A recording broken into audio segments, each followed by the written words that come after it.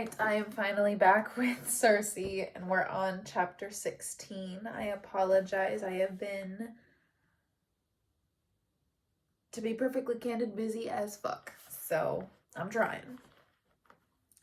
Okay, chapter 16.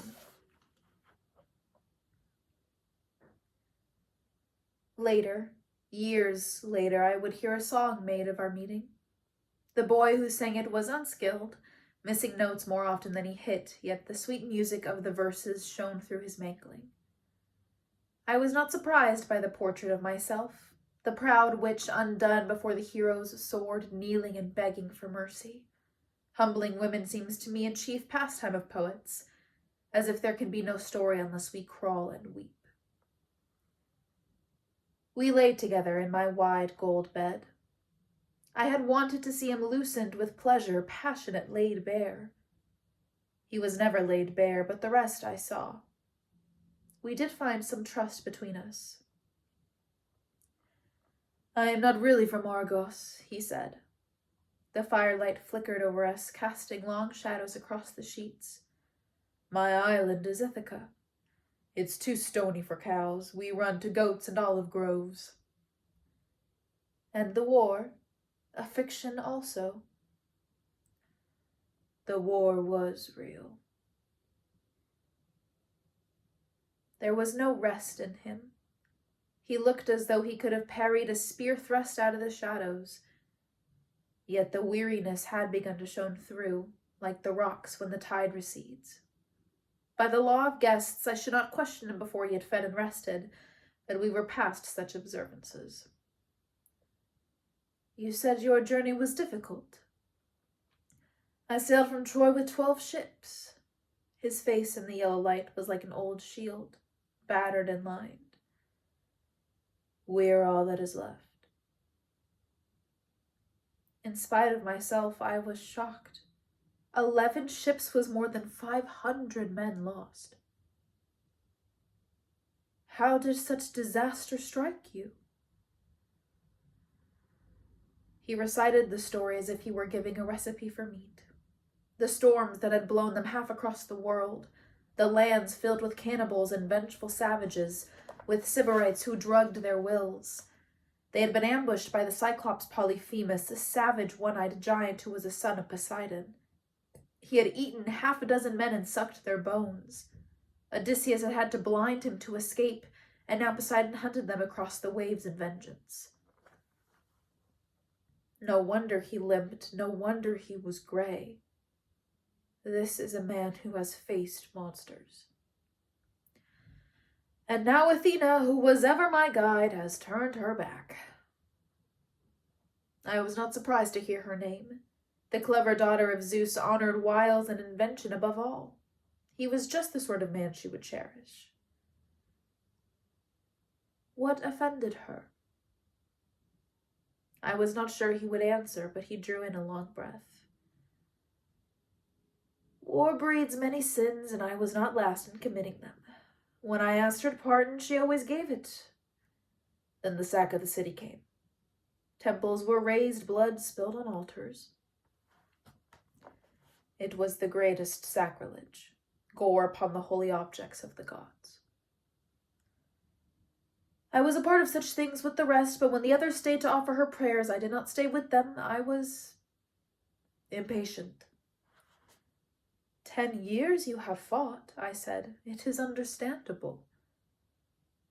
You are kind, but I think we both know it is not. As soon as I was on board, the seas around me lifted wrathful heads. The sky darkened to iron. I tried to turn the fleet around, but it was too late. Her storm spun us far off from Troy. He rubbed his knuckles as if they ached. Now, when I speak to her, she does not answer. Disaster upon disaster. Yet he had walked into a witch's house, even weary as he was and raw with grief. He had sat at my hearth, showing no hint of anything but charm and smiles. What resolve that must have taken, what vigilant will. But no man was infinite. Exhaustion stained his face, his voice was hoarse. A knife I had named him, but I saw that he was sliced down to the bone. I felt an answering ache in my chest. When I had taken him to my bed, it had been a kind of dare, but the feeling that flickered in me now was much older. There he was, his flesh laid open before me. This is something torn that I can mend. I held the thought in my hand. When the first crew had come, I had been a desperate thing, ready to fawn on anyone who smiled at me. Now I was a fell witch, proving my power with sty after sty. It reminded me suddenly of those old tests Hermes used to set me. Would I be skimmed milk or a harpy? A foolish ghoul or a villainous monster? Those could not still be the only choices. I reached for his hands and drew him up. Odysseus, son of Laertes, you have been hard-pressed. You are dry as leaves in winter. But there is harbor here. The relief in his eyes ran warm over my skin. I led him to my hall and commanded my nymphs to see to his comforts, to fill a silver bath for him and wash his sweated limbs, bring him fresh clothes. After, he stood shining and clean before me, the tables we had heaped with food. But he did not move to take his seat. Forgive me, he set his eyes on mine. I cannot eat. I knew what he wanted. He did not storm or beg, only waited for my decision. The air felt limed and gold around me. Come, I said. I strode down the hall and out to the sty. Its gate swung wide at my touch. The pigs squealed, but when they saw him behind me, their terror eased. I brushed each snout with oil and spoke the charm. Their bristles fell away, and they rose to their feet as men. They ran to him, weeping and pressing their hands to his. He wept as well, not loudly, but in great streams, until his beard was wet and dark. They looked like a father and his wayward sons. How old had they been when he'd left for Troy? Scarcely more than boys, most of them. I stood a little distant like a shepherd watching a flock. Be welcome, I said when their tears had slowed. Draw your ship up on the beach and bring your fellows. All of you are welcome. They ate well that night, laughing, toasting. They looked younger, new made in their relief. Odysseus' weariness too was gone. I watched him from my loom, interested to see another facet, the commander with his men. He was as good as that as all the rest, amused at their antics, gently reproving, reassuringly untroubled. They circled him like beeves would their hive. When the platters were empty and the men drooped on their benches, I gave them blankets and told them to find beds wherever they were comfortable. A few stretched out in empty rooms, but most went outside to sleep beneath the summer stars. Only Odysseus remained. I led him to the silver chair at the hearth and poured wine. His face was pleasant, and he leaned forward again, as if eager for whatever I might offer. The loom you admired, I said. It was made by the craftsman Daedalus. Do you know the name? I was gratified to see genuine surprise and pleasure. No wonder it is such a marvel, may I? I inclined my head, and he went to it at once. With a hand he ran its beams base to top. His touch was reverent like a priest at an altar. How did you come to have it? A gift. There was speculation in his eyes, bright curiosity, but he did not press further. Instead, he said, when I was a boy and everyone played at wrestling monsters like Heracles, I dreamed of being Daedalus instead. It seemed a greater genius to look at raw wood and iron and imagine marvels. I was disappointed to find out I did not have the talent for it. I was always cutting my fingers open. I thought of the white scars on Daedalus's hands. but I held back. His hand rested on the side beam as if upon the head of a beloved dog. May I watch you weave with it? I was not used to having anyone so close while I worked. The yarn seemed to thicken and tangle in my fingers. His eyes followed every motion. He asked me questions about what each piece did and how it differed from other looms. I answered him as best I could, though at last I had to confess that I had no comparison. This is the only loom I have ever used. Imagine such a happiness. Like drinking wine your whole life instead of water. Like having Achilles to run your errands. I did not know the name. His voice rolled like a bard's. Achilles, prince of Aeaea, swiftest of all the Greeks, best of the Achaean warriors at Troy. Beautiful, brilliant, born from the dread Nereid Thetis, graceful and deadly as the sea itself. The Trojans had fallen before him like grass before the scythe, and the mighty Prince Hector himself perished at his ash spear's end. You did not like him, I said. Some inward amusement touched his face. I appreciated him in his way, but he made a terrible soldier however many men he could bleed. He had a number of inconvenient ideas about loyalty and honor. Every day was a new struggle to yoke him to our purpose, keep him straight in his furrow. Then the best part of him died, and he was even more difficult after that. But as I said, his mother was a goddess, and prophecies hung on him like ocean weed. He wrestled with matters larger than I will ever understand. It was not a lie, but it was not truth either. He had named Athena as his patron. He had walked with those who could crack the world like eggs. What was his best part? His lover, Patroclus. He didn't like me much, but then the good ones never do. Achilles went mad when he died, and nearly mad anyway. I had turned from the loom by then. I wanted to watch his face as he talked. Through the windows, the dark sky was ebbing to gray. A wolf sighed on her paws. I saw him hesitate at last. Lady Circe, he said, golden witch of Aeaea. You gave us mercy and we needed it. Our ship is splintered. The men are close to breaking. I am ashamed to ask for more, but I think I must. In my dearest hopes we stay a month. Is it too long? A burst of joy like honey in my throat. I kept my face steady, though. I do not think a month will be too long. He spent his days working on the ship. In the evenings, we would sit before the hearth while the men ate their suppers, and at night he came to my bed. His shoulders were thick, carved from his warrior hours. I ran my hand across his jagged scars. There were pleasures there, but in truth the greater pleasure was after, when we lay together in the darkness and he told me stories of Troy, conjuring the war for me spear by spear. Proud Agamemnon, leader of the host, brittle as badly tempered iron.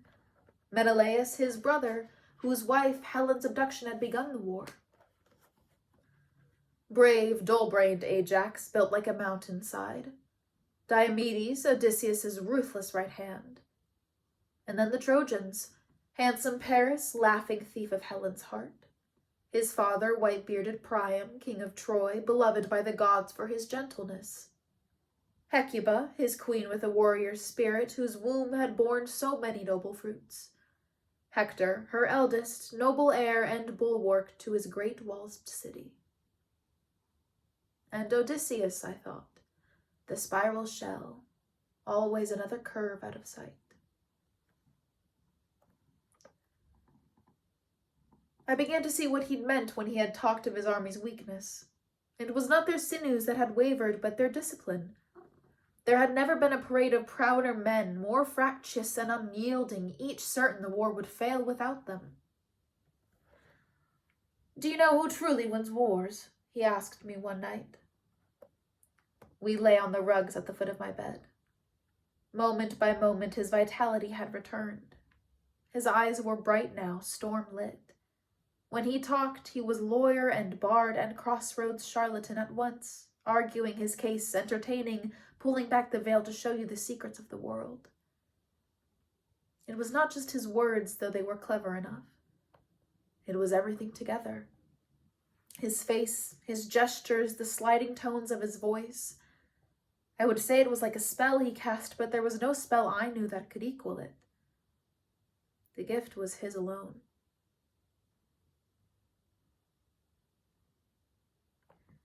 The generals take the credit, of course, and indeed they provide the gold.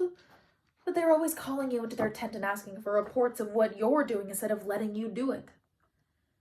The songs say it's the heroes. They are another piece. When Achilles put on his helmet and cleaves his red path through the field, the hearts of common men swell in their chests. They think of the stories that will be told, and they long to be in them. I fought beside Achilles. I stood shield to shield with Aeaea. I felt the wind and fan of their great spears. Those soldiers, of course, are yet another piece, for though they are weak and unsteady, when they are harnessed together they will carry you to victory.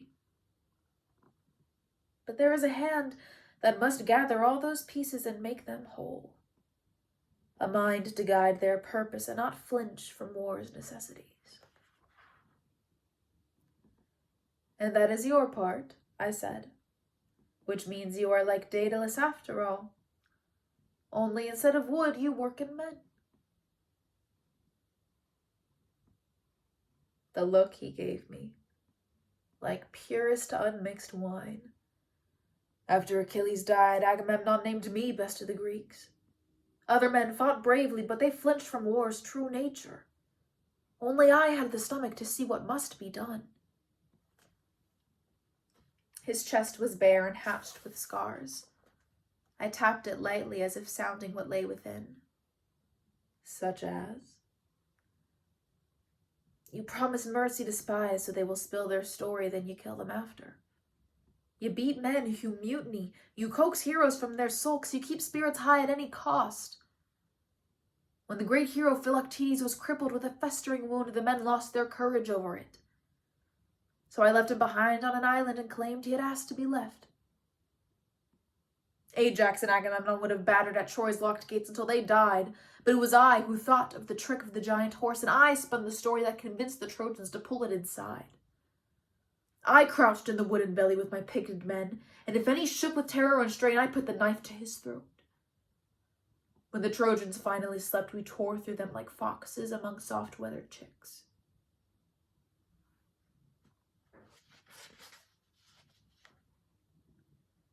These were no songs to sing before a court, no tales from the great golden age.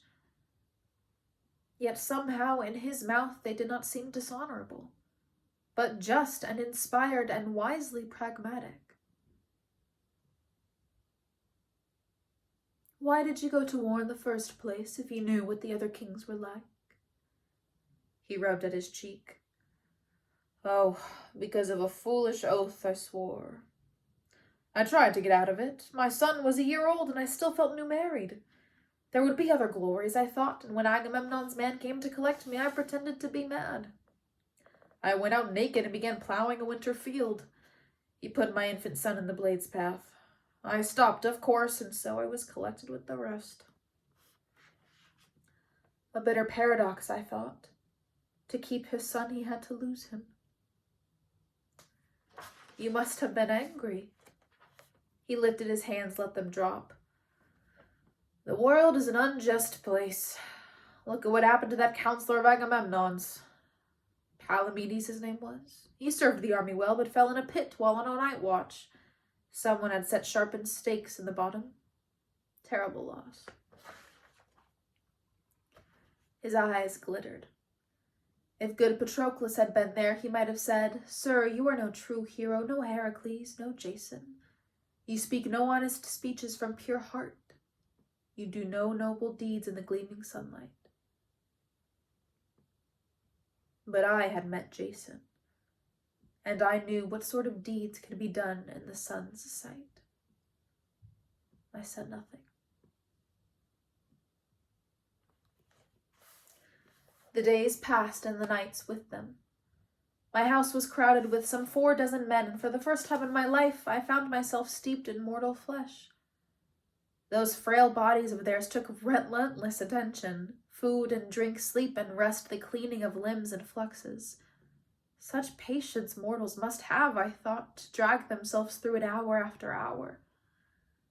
The 5th day Odysseus's awl slipped and punctured the pad of his thumb. I gave him salves and worked my charms to drive off infection, but it still took half a moon to heal. I watched the pain passing over his face. Now it hurt, and now still it hurt, and now and now. And that was only one among his discomforts, a stiff neck and acid stomach and the pool of old wounds. I ran my hands over his ripped scars, easing him as I could. The scars themselves I offered to wipe away. He shook his head. How would I know myself? I was secretly glad. They suited him. Enduring Odysseus he was, and the name was stitched into his skin. Whoever saw him must salute and say, there is a man who has seen the world. There is a captain with stories to tell. I might have told him, in those hours, stories of my own, Scylla and Glaucus, Aeaea the Minotaur, the stone wall cutting into my back, the floor of my hall wet with blood reflecting the moon. The bodies I had dragged one by one down the hill and burned with their ship. The sound flesh makes when it tears and reforms, and how, when you change a man, you may stop the transformation partway through, and then that monstrous, half-beast thing will die. His face would be intent as he listened, his relentless mind examining, weighing, and cataloging. However I pretended I could conceal my thoughts as well as he, I knew it was not true. He would see down to my bones. He would gather my weaknesses up and set them with the rest of his collection, alongside Achilles and Ajax's. He kept them on his person as other men keep their knives. I looked down at my body, bare in the fire's light, and tried to imagine it written over with its history. My palm with its lightning streak, my hand missing its fingers, the 1,000 cuts from my witch work, the gristled furrows of my father's fire, the skin of my face like some half-melted taper. And those were only the things that had left marks. There would be no salutes. What had Aeaea called an ugly nymph, a stain upon the face of the world. My smooth belly glowed beneath my hand, the color of honey shining in the sun. I drew him down to me. I was a golden witch who had no past at all. I began to know his men a little, those unsteady hearts that he had spoken of, those leaky vessels. Polites was better mannered than the rest. Eurylochus stubborn and sulky. Thin-faced Alpanor had a laugh like a screechy owl.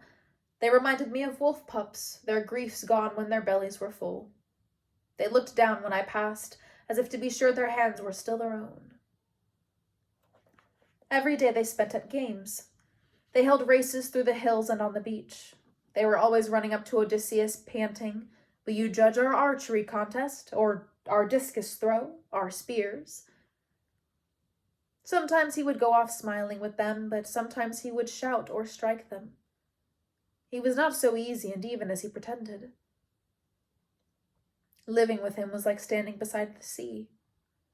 Each day was a different color, a different foam-capped height, but always the same restless intensity pulling towards the horizon. When the rail broke on his ship, he kicked it out in fury and threw the pieces into the sea.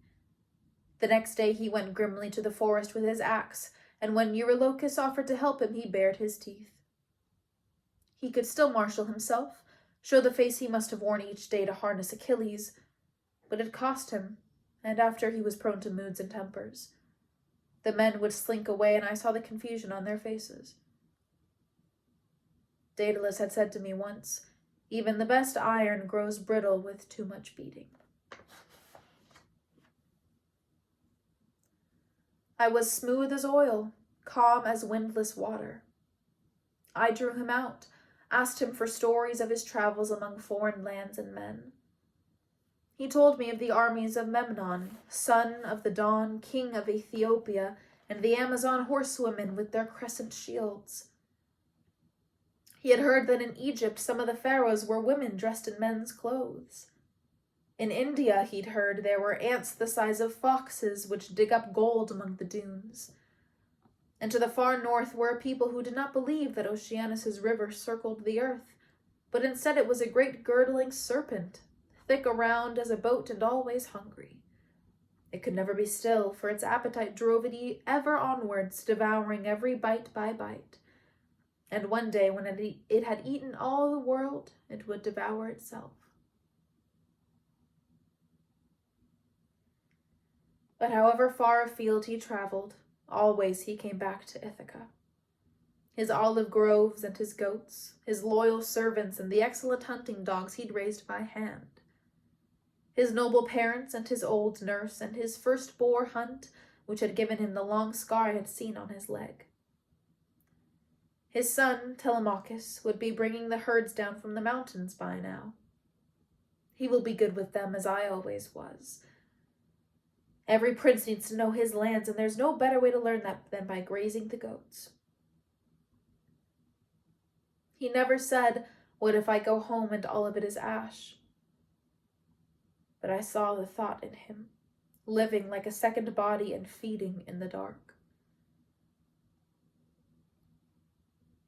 It was autumn by then, the light thinning, the grass crackling underfoot. The month he had asked for was nearly gone. We were lying in my bed. "I think we must leave very soon, or else stay the winter." The window was open. The breeze passed over us. It was a trick of his to set a sentence out like a plate on a table and see what you would put on it. But he surprised me by continuing. "I would stay," he said, "if you would have me. It will not only be until spring. I will go as soon as the seas are passable. It will be scarcely any delay." That last was not said to me, but to some person he argued with silently. His men, perhaps. His wife, I did not care. I kept my face turned away so he would not see my pleasure. "I will have you," I said.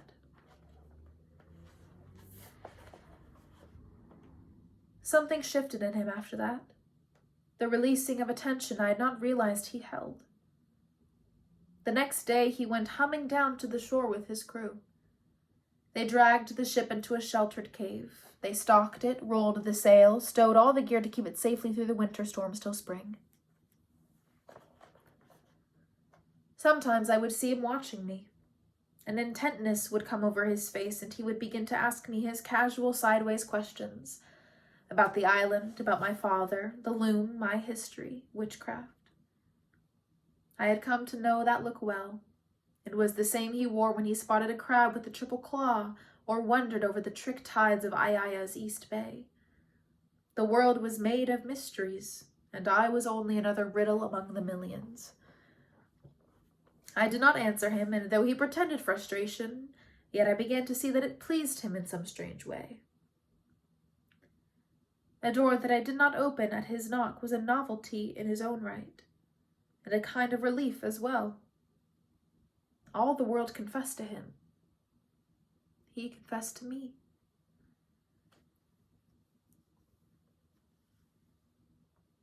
Some stories he told me by daylight. Others came only when the fire was burnt out, and there was no one to know his face about but the shadows. "It was after the Cyclops," he said. "We had a bit of luck at last. We landed on the island of the winds. You know it." "King Aeolus," I said, "one of Zeus's pets, whose job it was to keep track of the gusts that spin ships across the world. I pleased him, and he sped us on our way. He gave me besides a great bag holding all of the contrary winds so they could not trouble us. For 9 days and 9 nights we skimmed across the waves. I did not sleep, not even for an hour, for I was guarding the bag. I told my men what it was, of course, but he shook his head. They decided it was treasure I did not wish to share. The portions they had received from Troy had been long lost in the waves. They did not want to come home empty-handed. Well, he drew a deep breath. You can imagine what happened. I did imagine it. His men were unrulier than ever now, giddy with the prospect of a whole winter's idleness. At night they liked to play a game of throwing wine dregs. They picked some trencher as the target, but their aim was terrible, for by then they had drunk down bowl after bowl. The table grew stained as if with slaughter, and they looked to my nymphs to clear it up. When I told them they would do it themselves, they eyed each other, and if I had been anyone else, they would have defied me. But they still remembered their snouts. At last, when I could fight it no longer, Odysseus said, I fell asleep. I did not feel them take the bag from my hand. It was the howling of the winds that woke me. They whirled out of the bag and blew us back as if we had never left. Every league undone. They think I grieve for their dead comrades, and I do. But sometimes it is all I can do to not kill them myself. They have wrinkles, but no wisdom. I took them to war before they could do any of those things that steady a man. They were unmarried when they left. They had no children. They had no years of lean harvest when they must scrape the bottom of their stores, and no good years either that they might learn to save. They had not seen their parents grow old and begin to fail. They had not seen them die. I fear I have robbed them not only of their youth, but their age as well. He rubbed at his knuckles. He had been a bowman when he was young, and the strength it takes to string and knock and shoot taxed his hands like nothing else. He had left his bow behind when he went to war, but the pain had followed him. He told me once that if he had brought the bow, he would have been the best archer in both armies. Then why leave it? Politics, he had explained. The bow was Paris's weapon. Paris, the pretty wife-stealer. Among heroes, he was seen as cowardly. No bowman would ever have been made best of the Greeks, no matter how skilled he was. Heroes are fools, I had said. He had laughed. We are agreed. His eyes were closed. He was silent so long I thought he slept. Then he said, If you could have seen how close we were to Ithaca. I could smell the fishing fires from the beach.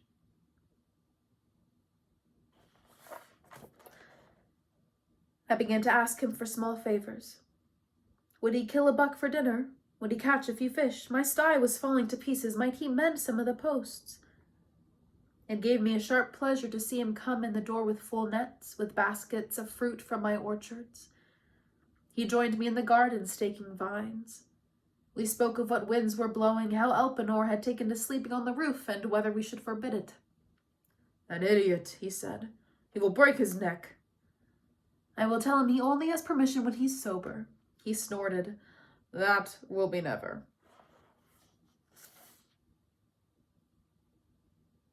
I knew I was a fool. Even if he stayed past that spring to the next, such a man could never be happy closed up on my narrow shores. And even if somehow I found a way to keep him contented, yet still there were limits, for he was mortal and not young.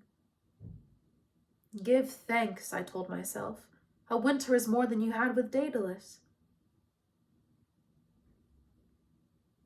I did not give thanks. I learned his favorite foods and smiled to see his pleasure in them.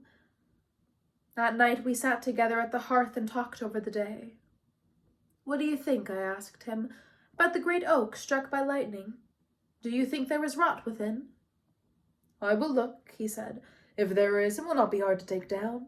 I will do it before dinner tomorrow. He cut it down, then hacked the rest of the day at my brambles. They were overrun. What you really need is some goats. A flock of 4 would have them flat in a month, and they'd keep it flat. And where will I find goats?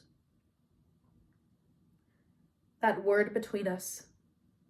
Ithaca. Like the breaking of a spell. Never mind, I said. I will transform a few of the sheep. That will fix it. At dinner, my nymphs had begun to linger near their men, to lead the ones they liked to their beds. This pleased me too, my household mingling with his. I had told Daedalus once that I would never marry, because my hands were dirty and I liked my work too much. But this was a man with his own dirty hands. And where, Circe, do you think he learned all these domestic niceties?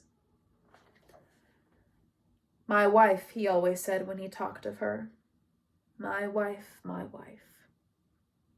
Those words carried before him like a shield, like country folk who will not say the god of death's name for fear he will come and take their dearest heart. Penelope, she was called. While he slept, I would sometimes speak those syllables to the black air. It was a dare, or maybe a proof. See, she does not come. She does not have the powers you believe. I held off as long as I could, but in the end she was the scab that I must pick. I waited for the sound of his breath that meant he was awake enough to talk. What is she like? He told me of her gentle manner, how her mild direction made men jump faster than any shout. She was an excellent swimmer. Her favorite flower was the crocus, and she wore the first bloom of the season in her hair for luck. He had a trick of speaking of her as if she were only in the next room, as if they were not 12 years and distant seas apart. She was Helen's cousin, he said, 1,000 times cleverer and wiser, though Helen was clever in her way, but of course fickle. I had heard his stories of Helen by then, the queen of Sparta, mortal daughter of Zeus, most beautiful woman in the world. Paris, prince of Troy, had spirited her away from her husband Menelaus, and so started the war. Did she leave with Paris by choice, or was she forced? I asked. Who can say? For 10 years we were camped outside her gates, and she never tried to run that I heard. But the moment Menelaus stormed the city, she threw herself upon him naked, swearing it had been a torment, and all she wanted was her husband back. You will never get the whole truth from her. She has as many coils as a snake, and an eye always to her advantage. Not unlike you, I thought. My wife, though, he said, she is constant. Constant in all things. Even wise men go astray sometimes, but never her. She's a fixed star, a true made bow. A silence in which I felt him moving deep among his memories. Nothing she says has a single meaning, nor a single intention, yet she is steady. She knows herself. The words slid into me, smooth as a polished knife. I had known he loved her from the moment he'd spoken of her weaving. Yet he had stayed month after month, and I had let myself be lulled. Now I saw more clearly. All those nights in my bed had been only his traveler's wisdom. When you are in Egypt, you worship Isis. When in Anatolia, you kill a lamb for Cybele. It does not trespass on your Athena still at home.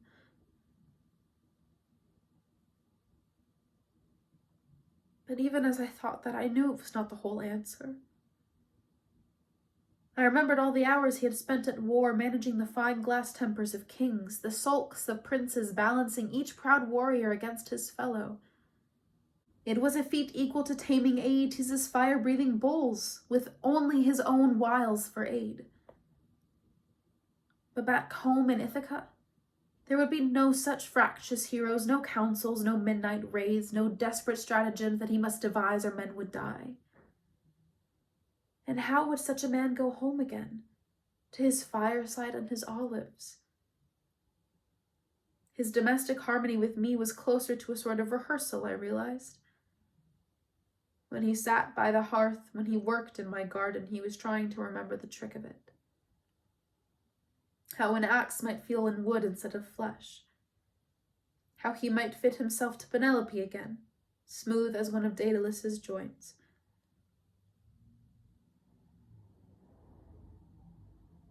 He slept beside me. Every now and then his breath caught in the back of his throat. Tick.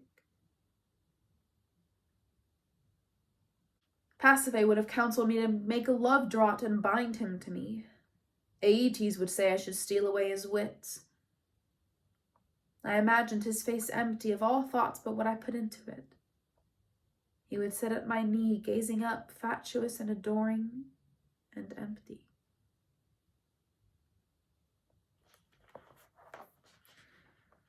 The winter rains began, and the whole island smelled of earth. I loved the season, the cold sands, the white hellebore blooming. Odysseus had put on flesh and did not wince so often when he moved. The worst of his tempers had ebbed. I tried to find satisfaction in it, like seeing a garden well tended, I told myself, like watching new lambs struggle to their feet. The men stayed close to the house, drinking themselves warm. For entertainment, Odysseus told them heroic stories of Achilles, Ajax, Diomedes, making them live again in the twilight air and perform their glorious deeds. The men were rapt, their faces struck with wonder. Remember, they whispered with awe, we walked among them. We stood against Hector, our sons will tell the tale. He smiled over them like an indulgent father, but that night he scoffed.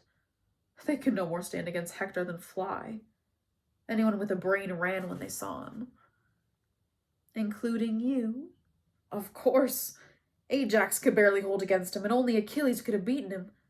I'm a fair enough warrior, but I know where I end. He did, I thought. So many closed their eyes and spun fantasies over their wished-for strength. But he was mapped and surveyed, each stone and hummock noted with clear-eyed precision. He measured his gifts to the scruple. I met Hector once, he said. It was the early days of the war, when we still pretended there might be a truce. He sat beside his father Priam on a rickety stool and made it look like a throne. He did not gleam like gold. He was not polished and perfect. But he was the same all the way through, like a block of marble cut whole from a quarry. His wife Andromache poured our wine. Later we heard she bore him a son, Astyanax, commander of the city, it means. But Hector called him Scamandrios, after the river that ran past Troy. Something in his voice. What happened to him? The same that happens to all sons in war. Achilles killed Hector, and after, when Achilles' son Pyrrhus stormed the palace, he took the child Astyanax and smashed open his head. It was a horror, like everything Pyrrhus did, but it was necessary. The child would have grown up with a blade in his heart.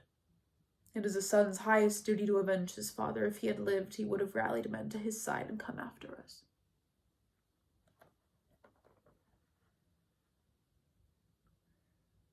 The moon had slivered down to a shard outside the window. He was silent, turning through his thoughts. It is strange how comforting the idea is to me, that if I am killed, my son will take to the seas. He will hunt down those men who laid me low. He will stand before them and say, you dared to spill the blood of Odysseus, and now yours is spilled in turn. The room was still. It was late, the owls long gone to their trees. What was he like, your son? He rubbed at the base of his thumb where the awl puncture had been. We named him Telemachus after my skill with the bow. Distant fighter, it meant. But the joke was that he screamed his whole first day as if he were living in the battlefield's heart. The women tried every trick they knew, rocking, walking, swaddling his arms, a thumb wetted with wine to suck. The midwife said she had never seen such passion. Even my old nurse was covering her ears. My wife had gone grey for fear. There was something wrong with him. "Give him to me," I said. I held him up before me and looked into his screaming face. "Sweet son," I said, "you are right. This world is a wild and terrible place and worth shouting at. But you are safe now, and all of us need to sleep. Will you let us have this peace?" And he calmed, just went quiet in my hands. After that, you could not find an easier child. He was always smiling, laughing for anyone who'd stop to speak with him. The maids would invent excuses to come and pinch his fat cheeks. "What a king he will be one day," they would say. "Mild as the west wind, oh." He went on with his memories. Telemachus' first bite of bread, his first word, how he loved goats and hiding beneath chairs, giggling to be found. He had more stories of his son from a single year, I thought, than my father had of me in all eternity.